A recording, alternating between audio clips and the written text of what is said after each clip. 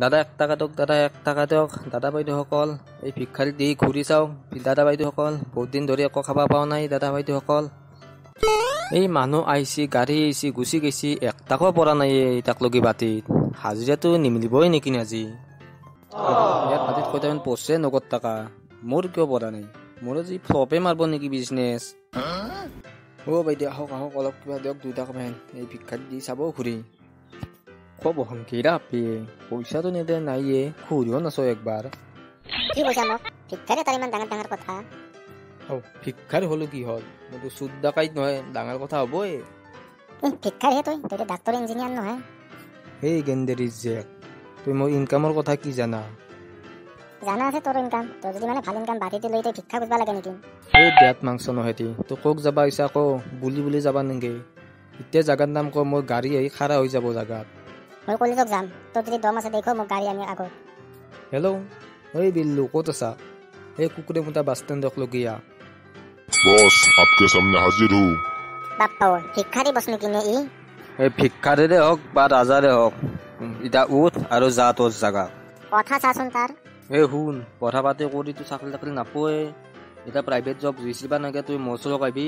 মোৰ তাতে তোক মাহে 30-40 হাজাৰ টকা দিকে ৰাখিম। এই বিল্লু, যাওঁতে কিবা খুৱাই চাই লৈ যাবি। ইমান টাইম ৰ'দত কথা পাতি তাই কিজানি ভোক লাগি গৈছি। এই টাইমটো এনেই বৰবাদ কৰি লগত লেকচাৰ পাতি। কোনো এটা চাইডৰ পৰা নাই মানুহে। দিনটো গেলে হ'ব দে, আজি ঘৰকে যাওঁ।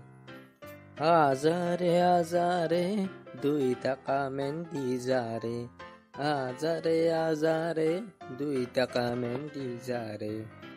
তইচোন পিংকুৱে, তোৰ বাটে চাটে লৈ কি কৰি আছা? তই বোলে ইঞ্জিনিয়াৰ পঢ়ি আছা, গাঁৱত শুনকে কৈ চবেও। ইঞ্জিনিয়াৰে মই, তুই কি বেলেগ বুলি ভাবছা? এই তোমাৰ পাৰ্ট টাইম জব হে।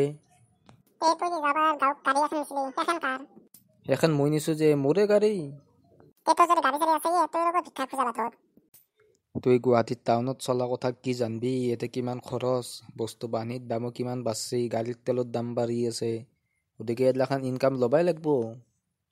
কি নকয়? তাৰমানে টাউনত কি যায় যেটা তাকে কৰে নেকি?